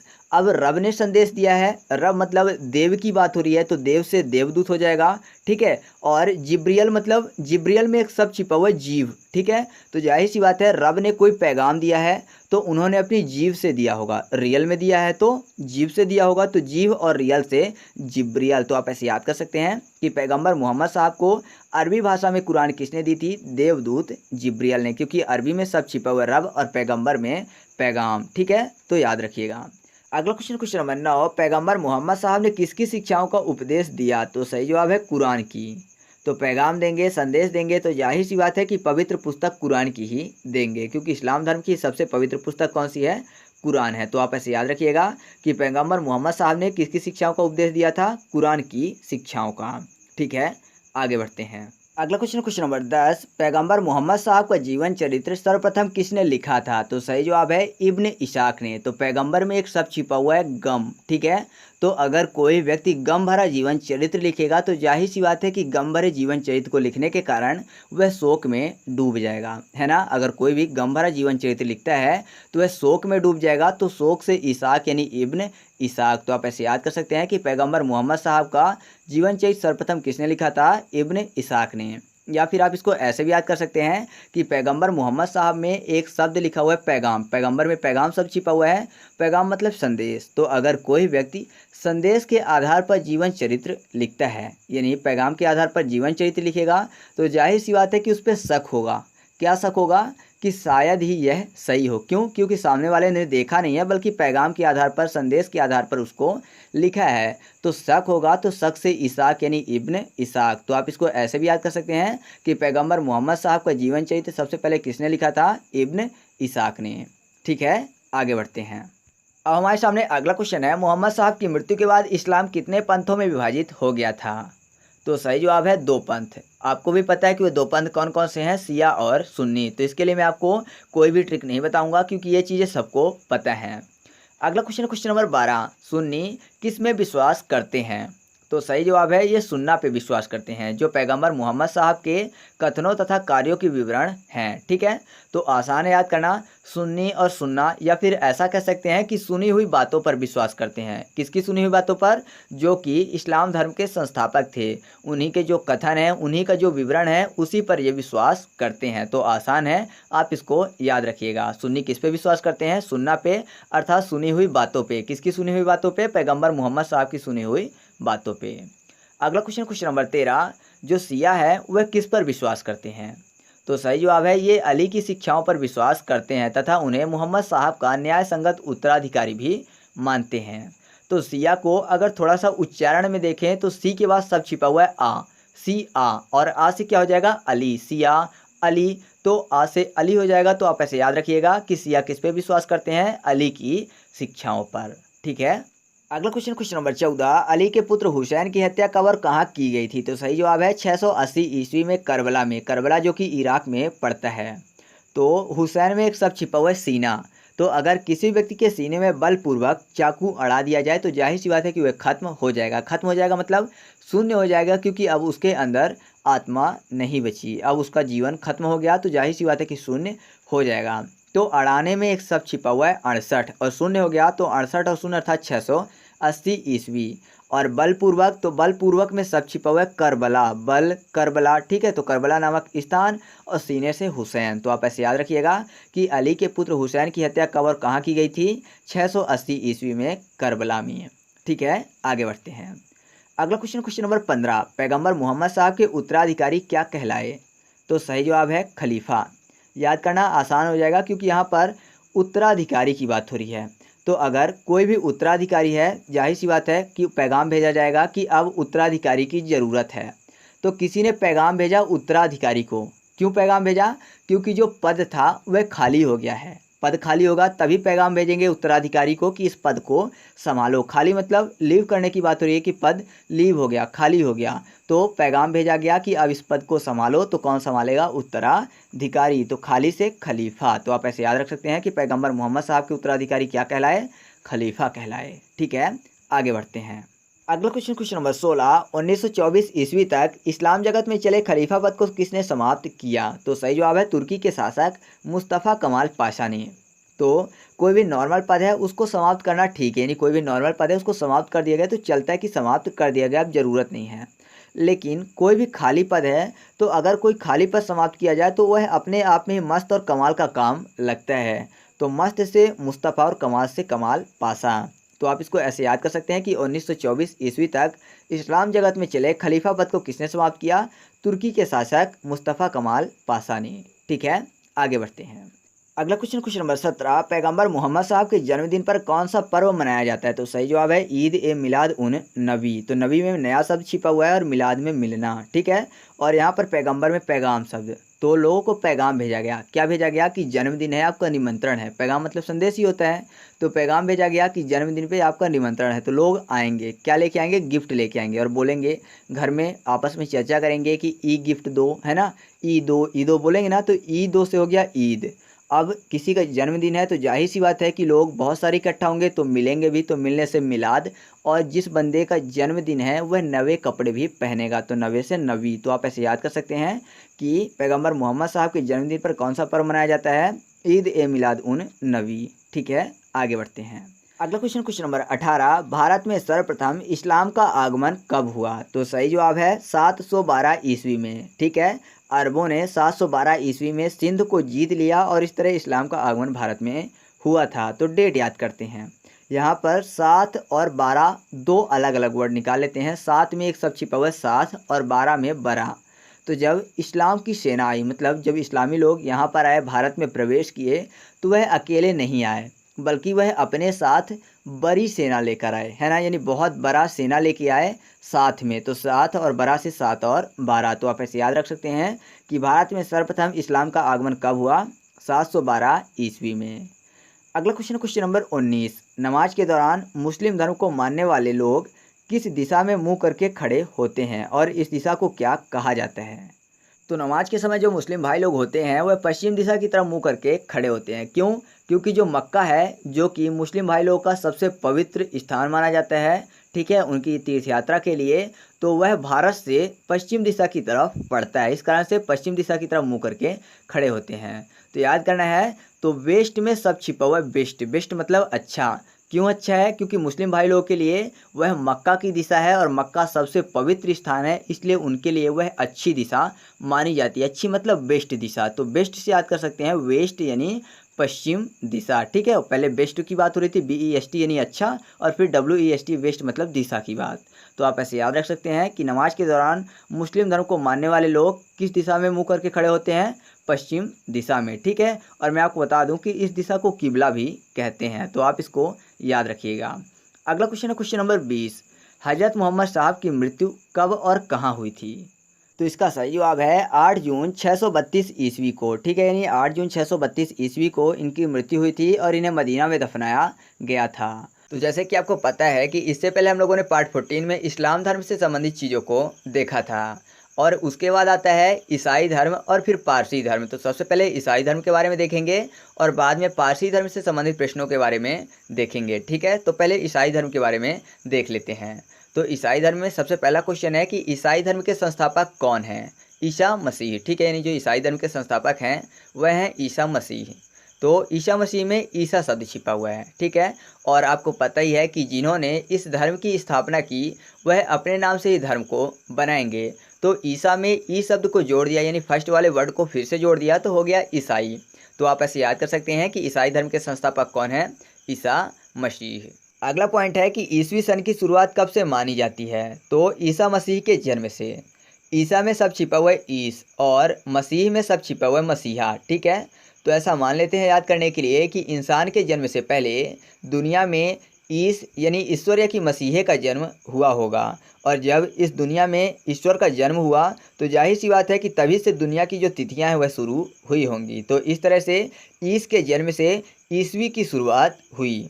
हालांकि ऐसा कुछ भी नहीं है, चूँकि हमें तथ्यों को याद करना है इसलिए हम शब्दों में थोड़ा हेर फेर करके कल्पना कर लेते हैं। ठीक है, तो इस तरह से हमको याद हो जाएगा कि ईसवी सन की शुरुआत कब से हुई? ईसा मसीह के जन्म से, यानी ईस के आते ही ईसवी की शुरुआत हो गई।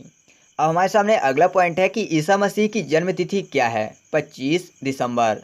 दोस्तों चूंकि ईस्वी की शुरुआत इनके जन्म से हो गई थी, अर्थात ईसा मसीह के जन्म से हो गई थी, इसलिए सन या वर्ष याद करने की ज़रूरत नहीं है, सिर्फ तिथि को याद कर लेते हैं। वैसे भी हम में से कई दोस्तों को यह पता होगा कि वर्ष के अंत में यानी दिसंबर में क्रिसमस का त्यौहार मनाया जाता है, और दिसंबर की जो 25 तारीख है इसी दिन क्रिसमस मनाया जाता है, और ये दिन होता है ईसा मसीह के जन्म का। ठीक है, यानी 25 दिसंबर को ही ईसा मसीह का जन्म हुआ था। फिर भी याद करने के लिए हम ऐसा मान लेते हैं कि ईसा मसीह के जन्म के बाद क्या हुआ कि ईस के जन्म होते ही जो भी बुरी शक्तियाँ थी वह समाप्त हो गई, है ना। जब ईस का जन्म होगा तो जाहिर सी बात है कि बुरी शक्तियाँ समाप्त हो जाएंगी, तो लोग बाहर निकल आएंगे। क्यों? क्योंकि उनको आज़ादी मिल गई। तो ऐसा बोल सकते हैं कि अब हम पक्षियों की तरह आज़ाद हो गए, क्योंकि आज़ादी की जो बात होती है वो हमेशा पक्षियों से उदाहरण दिया जाता है कि अब हम पक्षियों की तरह आज़ाद होके घूमेंगे पूरी दुनिया को। ठीक है, तो पक्षियों की तरह सब बाहर निकल आए। क्यों? क्योंकि ईस का जन्म हो गया और बुराई का अंत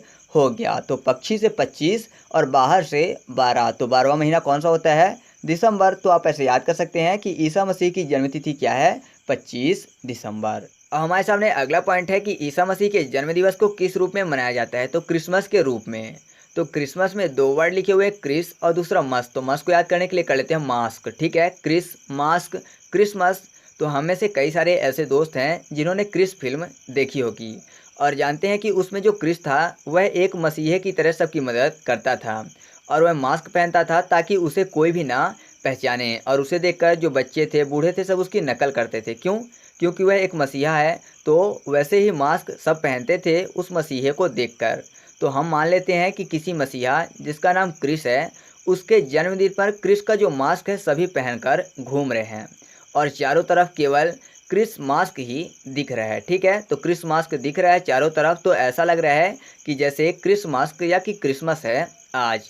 तो आप ऐसे याद कर सकते हैं कि ईसा मसीह के जन्मदिवस को किस रूप में मनाया जाता है? क्रिसमस के रूप में। ठीक है, क्योंकि सभी लोग मसीहा के जन्म होने पर क्रिस वाला मास्क पहन रहे थे। और मसीहा कौन सा? क्रिस की बात हो रही है। क्रिस भी एक मसीहे की तरह कार्य करता था। अब अगला पॉइंट है कि ईसाई धर्म का प्रमुख ग्रंथ क्या है? तो बाइबल। ईसाई में सब छिपा हुआ है ईस। ठीक है, ईस मतलब ईश्वर की बात हो रही है, और ईश्वर अपने ग्रंथ में क्या बताएंगे? तो आप बोलेंगे कि ईश्वर जो हैं वह अपने ग्रंथ में बोलेंगे कि अच्छी चीज़ों का पालन करो, यानी जो अच्छी बातें हैं उसको अपनाओ, और बाय करो इविल को। इविल मतलब शैतानी शक्तियाँ या कि पाप और बुराइयों को बाय करो, और जो अच्छी चीज़ें हैं उनको अपनाओ। तो बाय करो इविल को, तो बाय और इविल से बाइबिल, बाय इविल बाइबिल। ठीक है, तो आप ऐसे याद कर सकते हैं कि ईसाई धर्म का प्रमुख ग्रंथ क्या है? बाइबिल है। फ्रेंड्स, आगे की ट्रिक बताने से पहले मैं आपसे एक अनुरोध करूंगा कि अगर आपको वीडियो अच्छा लग रहा हो तो वीडियो को लाइक ज़रूर कर दीजिए, क्योंकि आपके लाइक करने से हमारा जो मनोबल है वह बढ़ता है। अगला पॉइंट है कि ईसा मसीह का जन्म कहाँ हुआ था? तो यरूशलेम के पास बेथलेहम में। तो याद करना है, तो यहाँ पर ईसा में सब छिपा हुआ ईस और मसीह में सब छिपा हुआ मसीहा। ठीक है, ईस ईसा और मसीह मसीहा। तो किसी भी क्षेत्र में अगर जुल्म ज़्यादा हो रहा है या फिर कहीं भी जुल्म जो है वह बढ़ रहा है, और अचानक से वहाँ किसी मसीहे का जन्म हो जाए, तो लोग क्या करेंगे? सबसे पहले उनकी आंखों में आंसू आ जाएंगे, है ना। खुशी के आंसू जो हैं वह सबसे पहले उनकी आंखों में आ जाएंगे, यानी वह रू देंगे अर्थात रो देंगे, और फिर उसे वह सलाम करेंगे। तो सलाम और रू से जेरूसलम, और फिर बोलेंगे कि चलो अब हमें बचाने वाला आ गया है, और सब रिलैक्स होकर बैठ जाएंगे। तो बैठने से हो गया बेथलेहम। तो आप ऐसे याद कर सकते हैं कि ईसा मसीह का जन्म कहाँ हुआ था? जेरूसलम के पास बेथलेहम में। ठीक है, आगे बढ़ते हैं। अगला पॉइंट है कि ईसा मसीह के माता पिता का नाम क्या था? तो क्रमशः मेरी और जोसेफ। ठीक है, माता का नाम मेरी और पिता का नाम जोसेफ था। तो हम ऐसा मान लेते हैं कि किसी भी मसीहा की जो माँ है उनको सभी पूछते हैं और कहते हैं कि यह मेरी माँ जैसी है ना। बिल्कुल सही बात है। अगर मसीहा की माँ है तो सब उसको यही बोलते हैं कि यह मेरी भी माँ है।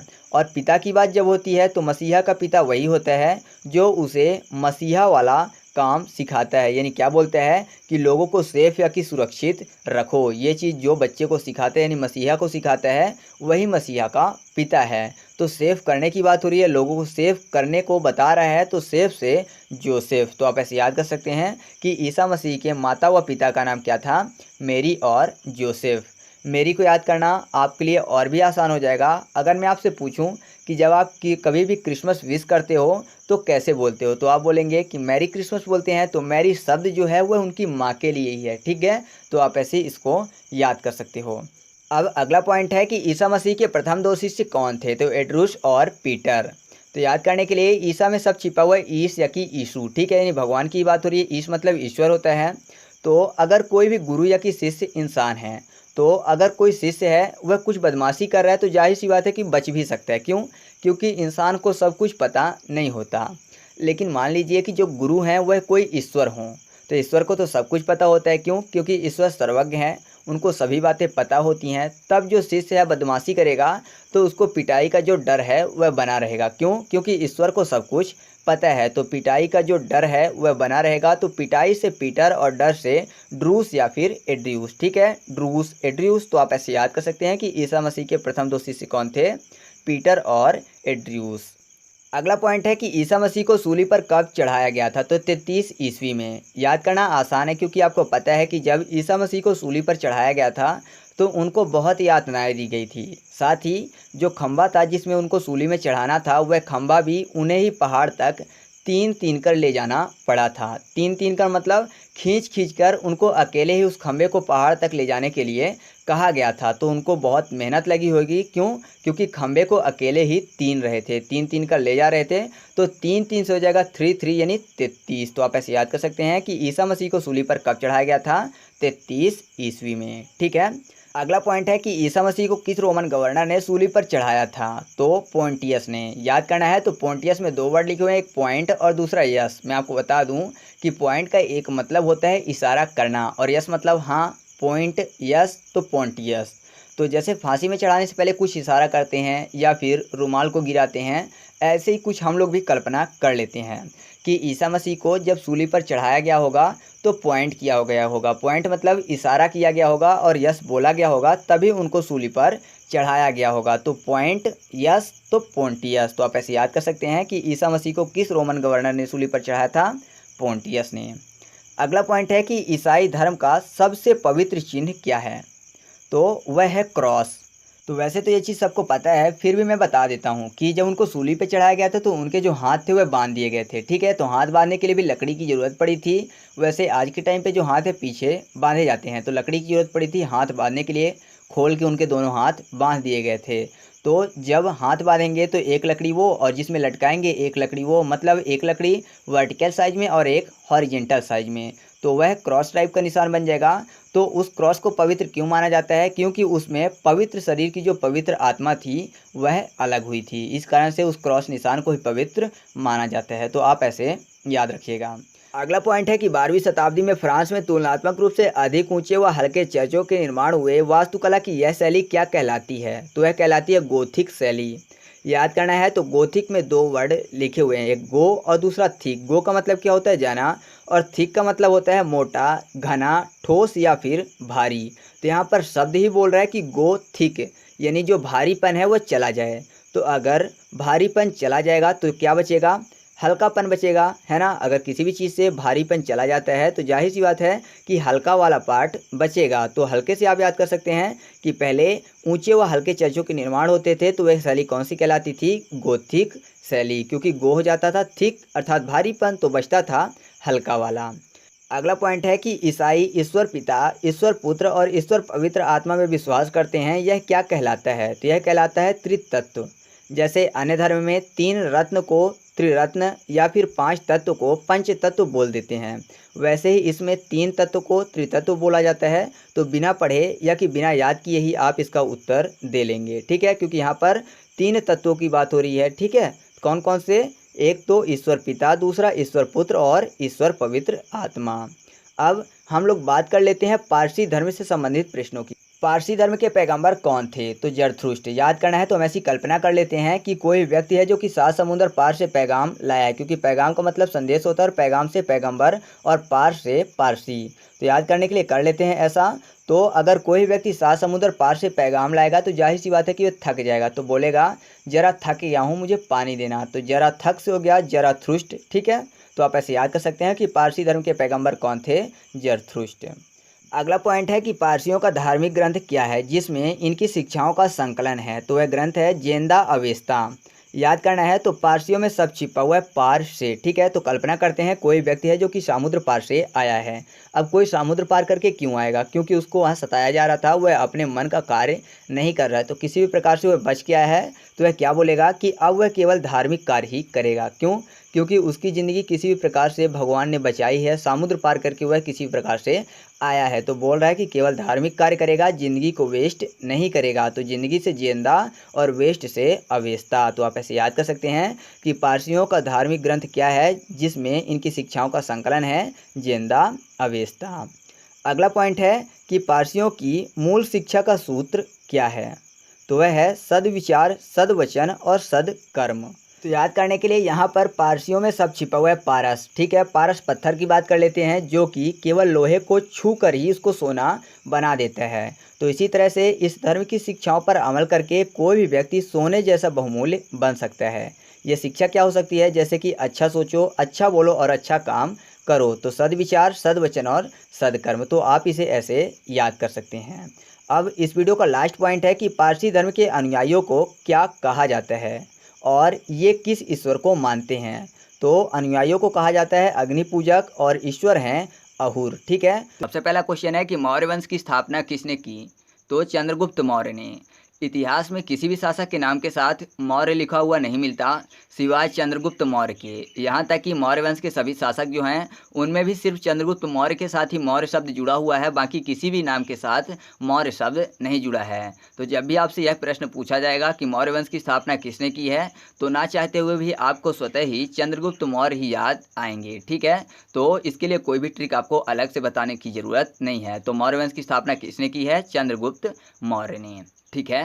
अगला पॉइंट है कि चंद्रगुप्त मौर्य का जन्म कब हुआ था? तो 345 ईसा पूर्व। याद करना आसान है क्योंकि चंद्रगुप्त मौर्य में 3 वर्ड लिखे हुए हैं। एक चंद्र, चंद्र का मतलब होता है चंद्रमा, गुप्त रूप से मतलब सीक्रेट रूप से, और मौर्य को याद करने के लिए कर लेते हैं मोड़, मौर्य मोड़। तो आपको पता है कि चंद्र में अर्थात चंद्रमा में गुप्त रूप से प्रतिदिन थोड़ा थोड़ा सा मोड़ पैदा होता है ना। आपने देखा होगा कि जो चंद्रमा का आकार है वह धीरे धीरे कम होता जाता है। तो ऐसा कह सकते हैं कि चंद्रमा में गुप्त रूप से क्या होता है, थोड़ा थोड़ा मोड़ पैदा होता है। तो दिन के बाद जब हम देखते हैं, मतलब कुछ दिनों के बाद जब हम देखते हैं, तो टीन के पतीले के समान उसका जो आकार है वह दिखने लगता है, यानी एक ओर से वह धंसता चला जाता है। तो टीन के रंग का यानी सिल्वर के कलर का चमकता हुआ पतीला जैसा दिखता है। तो हमें याद आ जाएगा कि चंद्रमा में गुप्त रूप से मोड़ पैदा होता है, तो टीन के पतीले के जैसे वह दिखता है। तो टीन से 3 और पतीले से 45। तो आप ऐसे याद कर सकते हैं कि चंद्रगुप्त मौर्य का जन्म कब हुआ था? 345 ईसा पूर्व। यहाँ पर आपको ईसा पूर्व याद रखना है खुद से, ठीक है, क्योंकि यहाँ पर ईसवी नहीं है, बस आपको इतनी चीज़ याद रखनी है। ये घटना कब की है? ईसा पूर्व की। तो आप इसको ऐसे याद रखिएगा कि चंद्रगुप्त मौर्य का जन्म कब हुआ था? 345 ईसा पूर्व। अगला पॉइंट है कि चंद्रगुप्त मौर्य को सेंड्रोकॉट्स किसने कहा है? तो जस्टिन ने। याद करना है तो मौर्य में सब छिपा हुआ है मौर, मौर्य, मौर। मैं आपको बता दूं कि मौर क्या होता है, जो कि विवाह के समय दूल्हा अपने सर पर जो ताज धारण करता है उसको मौर बोलते हैं, ठीक है। और कहीं कहीं इसको सेहरा भी बोलते हैं। तो याद करना आसान हो जाएगा अगर आप ध्यान से देखें। सेंड्रोकॉट्स में सब छिपा हुआ है कोर्ट, कोर्ट मतलब अदालत की बात हो रही है, और जस्टिन में सब छिपा हुआ है जस्टिस मतलब जज की बात हो रही है। तो अगर मैं आपसे पूछूं कि पहले के टाइम पे कोर्ट में ऐसा कौन सा बंदा होगा जो कि मौर धारण कर सकता है, या फिर ऐसा कहें कि जो कि मुकुट धारण करके बैठ सकता है, तो आप बोलेंगे जज। क्यों? क्योंकि कोर्ट में वो प्रमुख होता है, तो वही ऐसा बंदा है जो कि मुकुट धारण करके बैठ सकता है। तो आप ऐसे याद कर सकते हैं कि चंद्रगुप्त मौर्य को सेंड्रोकॉट्स किसने कहा है? जस्टिन ने। अगला पॉइंट है कि सर्वप्रथम सेंड्रोकॉट्स की पहचान चंद्रगुप्त मौर्य के रूप में 1793 ईस्वी में किसने की थी? तो सर विलियम जोन्स ने। यहाँ पर विलियम में सब छिपा हुआ है बेल, विलियम बेल, और सेंड्रोकॉट्स में सब छिपा हुआ है सेंड और कोट्स, ठीक है। यानी कोई बंदा कोई भी चीज़ सेंड कर रहा है कहाँ? कोट्स में। और फिर दूसरा शब्द लिखा हुआ है पहचान, और चंद्रगुप्त में गुप्त यानी सीक्रेट, यानी वह चाह रहा है कि कोई भी चीज़ वह कोर्ट में सेंड करे और जो उसकी पहचान है वह सीक्रेट हो, यानी गुप्त पहचान उसकी रखी जाए।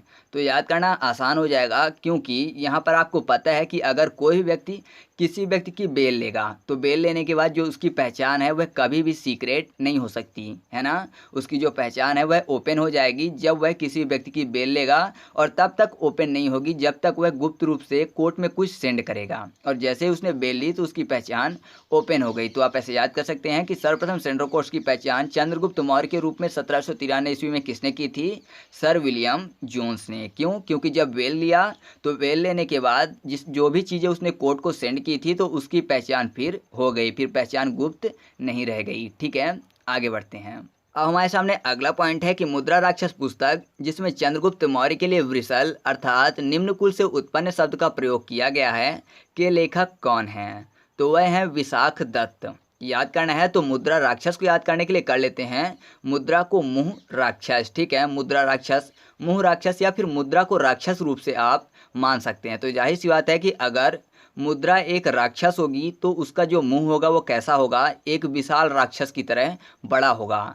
साथ ही वह विषैला भी होगा और उसके जो दांत होंगे वह विशाल होंगे, अर्थात वह विशाल दांत वाला होगा। क्यों? क्योंकि मुद्रा एक राक्षस है तो वह विशाल दांत वाला होगा। तो विशाल दांत से हो गया विशाख दत्त। तो आप ऐसे याद कर सकते हैं कि मुद्रा राक्षस पुस्तक के लेखक कौन है?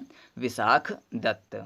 अब हमारे सामने अगला पॉइंट है कि घनानंद को हराने के लिए चंद्रगुप्त मौर्य की मदद किसने की थी, जो बाद में चंद्रगुप्त मौर्य का प्रधानमंत्री बना? तो वह थे चाणक्य, या फिर उनके अन्य नाम थे कौटिल्य की विष्णुगुप्त। तो चाणक्य को हम सभी जानते हैं कि उनकी नीतियों पर अमल करके चंद्रगुप्त जो था वह सफल हुआ था। फिर भी हम उनके अन्य नाम कौटिल्य या फिर विष्णुगुप्त का उपयोग करके याद करना चाहें तो ऐसे याद कर सकते हैं कि घनानंद को हराने के लिए इन्होंने घनानंद को केतली में रखा हुआ विष गुप्त रूप से पिलाकर मार दिया होगा, और फिर बाद में वह क्या बन गए? प्रधानमंत्री। ठीक है, तो केतली से कौटिल्य, कौटिल्य केतली। ठीक है, तो आप ऐसे याद कर सकते हैं। और विष को गुप्त रूप से पिलाया तो विष, और गुप्त से विष्णु गुप्त।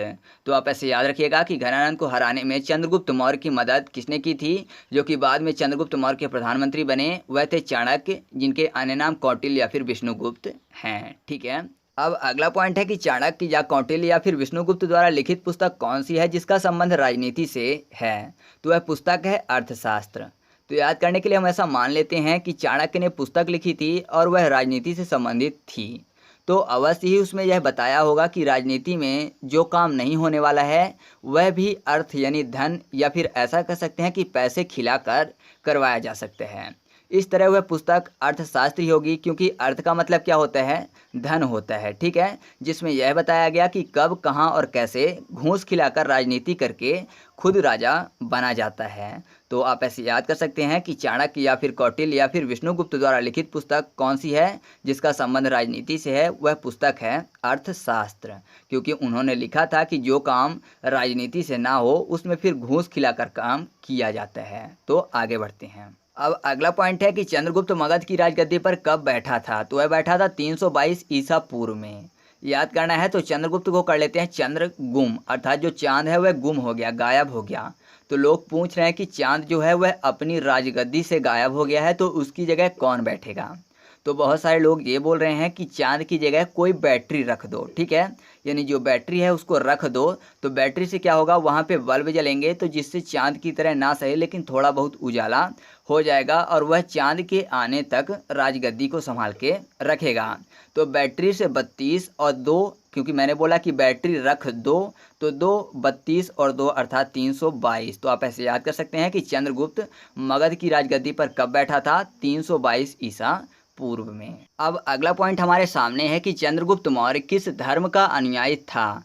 तो वह था जैन धर्म का। याद करना है तो चंद्रगुप्त मौर्य में एक शब्द छिपा हुआ है चांद। ठीक है, और अनुयायी में सब छिपा हुआ है अनु, जो कि किसी लड़की का नाम है। तो याद करने के लिए हम ऐसा मान लेते हैं कि चांद जैसा अगर कोई अनु दिखेगी, ठीक है, मतलब चांद की तरह ही कोई अनु नाम की लड़की है वह दिखेगी, तो जाहिर सी बात है कोई भी होगा उसके लिए जान भी दे देगा। क्यों? क्योंकि चांद की तरह दिखना मतलब बहुत ही अच्छा दिखना। तो अनु दिखेगी तो कोई भी है उसके लिए जान दे देगा। तो जान से जैन धर्म, और अनु से अनुयायी, और चांद से चंद्रगुप्त मौर्य। तो आप ऐसे याद कर सकते हैं कि चंद्रगुप्त मौर्य किस धर्म का अनुयायी था? जैन धर्म का। अब अगला पॉइंट है कि चंद्रगुप्त ने अपना अंतिम समय कहाँ बिताया? तो कर्नाटक के श्रवण बेद गोला में। तो चंद्रगुप्त में सब छिपा हुआ है चंदा, और गुप्त को कर लेते हैं गुप्ता। साथ ही अंतिम में सब छिपा हुआ है आंटी। तो आजकल कोई चंदा मांगने गुप्ता जी के यहाँ जाए या फिर कोई जाता है तो आंटी क्या करती हैं, आंटी मतलब अंतिम की बात हो रही है, तो आंटी क्या करती हैं, श्रवण करके, और श्रवण का मतलब होता है सुनना, अर्थात सुन के वह क्या करती हैं कि गोल मटोल जवाब देने लगती है, यानी कोई ना कोई बहाना बनाने लगती हैं। तो श्रवण करके उन्होंने गोल मटोल बना के बहाना मारा। तो श्रवण और गोल से श्रवण वेद गोला, और क्या किया था, कोई बंदा चंदा लेने गया था गुप्ता जी के यहाँ, तो आंटी ने बहाना किया। तो चंदा से और गुप्ता से चंद्रगुप्त और आंटी से अंतिम। तो आप ऐसे याद कर सकते हैं कि चंद्रगुप्त ने अपना अंतिम समय कहाँ बिताया था, कर्नाटक के श्रवण वेद गोला में। अब अगला पॉइंट है कि सेल्यूकस निकेटर ने अपनी पुत्री कार्नेलिया का विवाह चंद्रगुप्त मौर्य के साथ करने के पश्चात युद्ध की संधि शर्तों के अनुसार कौन से 4 प्रांत चंद्रगुप्त मौर्य को दिए थे। तो वह 4 प्रांत थे काबुल, कंधार, हेरात एवं मकरान। तो याद करना है। तो यहाँ पर एक शब्द लिखा हुआ है क्या, सेलुकस। सेलुकस में सब छिपा हुआ साला, निकेटर में सब छिपा हुआ नाक कटा, ठीक है, निकेटर नाक कटा, और कार्नेलिया में सब छिपा हुआ कार नहीं लिया।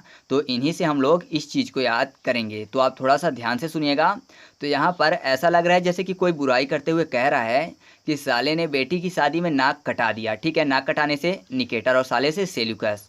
और क्या किया कि जब दूल्हे ने कार नहीं लिया फॉर कार्नेलिया, तो 4 प्रांत देने की बात कह दी। और वह अब क्या कर रहा है कि पूरा ना देकर काहे कम दे रहा है, जबकि जवान दी थी कि पूरा ही देगा। तो काहे कम शब्द यहाँ पर आपको याद रखना है, जो कि यहाँ पर कीवर्ड है। काहे कम में का से काबुल, हे से हेरात, फिर दूसरा कम में का से कंधार और माँ से मकरान, ठीक है। तो यहाँ पर 4 शब्द हैं, इन्हीं चारों से 4 प्रांत के नाम आएंगे, का से काबुल, हे से हेरात, का से कंधार और माँ से मकरान। तो आप ऐसे याद रख सकते हैं कि सेल्यूकस निकेटर ने अपनी पुत्री कार्नेलिया के विवाह में चंद्रगुप्त मौर्य को कौन से 4 प्रांत दिए थे, काबुल, कंधार, हेरात और मकरान। अब अगला पॉइंट है कि चंद्रगुप्त मौर्य ने किस जैन गुरु से जैन धर्म की दीक्षा ली थी। तो वह थे भद्रबाहु। याद करना है। तो भद्रबाहु में भा के बाद सब छिपा हुआ है, द्रबाहु अर्थात 2 बाहु, बाहु मतलब हाथ होते हैं, ठीक है, बाह हाथ, और जैन में सब छिपा हुआ है चैन। तो याद करने के लिए ऐसा मान लेते हैं कि अचानक चंद्रमा में मोर पहुंच गया। क्यों, चंद्रगुप्त में चांद सब छिपा हुआ है और मौर्य में मोर शब्द छिपा हुआ है। तो ऐसा मान लेते हैं कि चंद्रमा में कौन पहुंच गया, अचानक से मोर पहुंच गया। तो वहां पहुंचकर उसको बहुत चैन मिला, अर्थात बहुत ही सुकून मिला। तो वह दोनों बाह फैलाकर बोला कि वाह कितनी अच्छी जगह है। क्यों, क्योंकि धरती में अब मज़ा नहीं आ रहा है, वहाँ पर मास्क और सैनिटाइजर लगा लगा कर परेशान हो गया था। तो यहाँ पर बहुत ही अच्छी जगह मुझको मिली है। तो उसको चैन मिल रहा था, तो चैन से जैन, और क्या कर रहा था, वह दोनों बाहें फैलाकर खुश हो रहा था। तो 2 बाहु अर्थात भद्र बाहु। तो आप ऐसे याद कर सकते हैं कि चंद्रगुप्त मौर्य ने किस जैन गुरु से जैन धर्म की दीक्षा ली थी, भद्रबाहु से।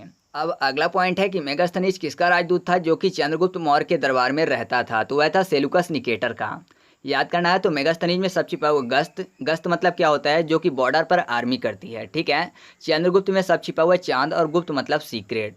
तो कोई भी बंदा है जो कि चांद पर गुप्त रूप से अर्थात सीक्रेट रूप से गश्त कर रहा है। अब गश्त कर रहा है तो जाहिर सी बात है चांद किसी एक बंदे का तो है नहीं, कोई गुप्त रूप से कर रहा है, मतलब जुर्म कर रहा है, किसी से परमिशन नहीं लिया है। तो अब अगर पकड़ा जाएगा तो जाहिर सी बात है कि राजदूत और गुप्तचर उसको पकड़ कर कहाँ लाएंगे, दरबार में लाएंगे। तो सब क्या बोलेंगे कि साले की नाक काट दो। क्यों, क्योंकि परमिशन लेके नहीं गया था, तो इसको सजा देनी जरूरी है। तो नाक काट दो साले की। तो साले की नाक काटने से हो गया सेल्यूकस निकेटर। तो आप ऐसे याद कर सकते हैं कि मेगास्थनीज कौन था जो कि चंद्रगुप्त मौर्य के दरबार में रहता था, सेल्यूकस निकेटर का राजदूत, ठीक है। आगे बढ़ते हैं। अगला पॉइंट है मेगास्थनीज द्वारा लिखी गई पुस्तक का नाम क्या है। तो वह है इंडिका। तो याद करने के लिए मान लेते हैं कि कोई भी मेगा स्थान है, मेगा मतलब बड़ा स्थान है, ठीक है। तो जाहिर सी बात है कि बड़ा स्थान है और उसके बारे में अगर पुस्तक लिखनी होगी तो इसका एंड नहीं हो पाएगा। क्यों नहीं हो पाएगा, क्योंकि बड़ा स्थान है तो उसके बारे में बहुत सारी जानकारियाँ होंगी जिनको लिखना पड़ेगा। तो ऐसा कह सकते हैं कि लिखते लिखते कई वर्ष बीत जाएंगे। क्यों, क्योंकि मेगा स्थान है तो उसका कोई भी इंड नहीं होगा। तो मेगा स्थान से मेगास्थनीज और इंड से इंडिका। तो मेगास्थनीज द्वारा लिखी गई पुस्तक का नाम क्या है दोस्तों, इंडिका। अब अगला पॉइंट है कि चंद्रगुप्त मौर्य और सेल्यूकस निकेटर के बीच हुए युद्ध का वर्णन किसने किया है। तो एपियानस ने। तो याद करने के लिए यहाँ पर चंद्रगुप्त मौर्य में सब छिपा हुआ है गुप्त में गुप्ता, और मौर्य को याद करने के लिए कर लेते हैं मोड़। साथ ही एपियानस में सब छिपा हुआ है एपिया और नशे में है, यानी कोई बोल रहा है कि ये पिया हुआ है और नशे में है। तो किसी ने बताया कि गुप्ता जी ने मोड़ में साले की नाक काट दी, इसीलिए उनके बीच क्या हो रहा है, झगड़ा हो रहा है। तो दूसरा व्यक्ति बोलता है कि ये पिया हुआ और नशे में होगा, इसीलिए उसने ऐसी हरकत की है। ठीक है, तो मोड़ में गुप्ता जी ने नाक काट दी तो गुप्ता से चंद्रगुप्त, ठीक है, और मोड़ से मौर्य, और साले की नाक काट दी तो साले की नाक से सेल्यूकस निकेटर, और एपिया और नशे से एपियानस। तो आप ऐसे याद कर सकते हैं कि चंद्रगुप्त मौर्य और सेल्यूकस निकेटर के बीच हुए युद्ध का वर्णन किसने किया है, एपियानस ने। अगला है प्लूटार्क के अनुसार चंद्रगुप्त ने सेल्यूकस को उपहार में क्या दिया था, तो दिए थे 500 हाथी। तो ऐसा मान लेते हैं कि 2006 से पहले जो बेचारा प्लूटो ग्रह था वह भी ग्रहों की श्रेणी में आता था। ठीक है, हालांकि अब बौने ग्रह की श्रेणी में आता है, लेकिन पहले फुल ग्रह की श्रेणी में आता था। लेकिन उसने क्या किया कि चंद्रमा से पंगा ले लिया। ठीक है, चंद्रमा यानी चंद्रगुप्त की बात हो रही है, तो चंद्रमा से उसने पंगा ले लिया। तो चंद्रमा ने क्या किया, सौरमंडल भाई के हाथ में 500 रुपये का गिफ्ट देकर उसे ग्रह की श्रेणी से हटवा दिया, और अब बचे सिर्फ 8 ग्रह। तो ऐसा कहा उन्होंने कि 500 रुपये किसके हाथ में दिया था, सौरमंडल भाई के हाथ में। तो 500 और हाथ से हाथी। तो आप ऐसे याद कर सकते हैं कि प्लूटार्क के अनुसार चंद्रगुप्त ने सेल्यूकस को उपहार में क्या दिया था, 500 हाथी। अब अगला पॉइंट है कि चंद्रगुप्त मौर्य का उत्तराधिकारी कौन था और वह मगध की राजगद्दी पर कब बैठा था। तो 298 ईसा पूर्व में बिंदुसार। ठीक है, तो चंद्रगुप्त में सब छिपा हुआ है चंद्रमा, और उत्तराधिकारी में उत्तरा सब छिपा हुआ है, साथ ही मगध में सब छिपा हुआ है गधा।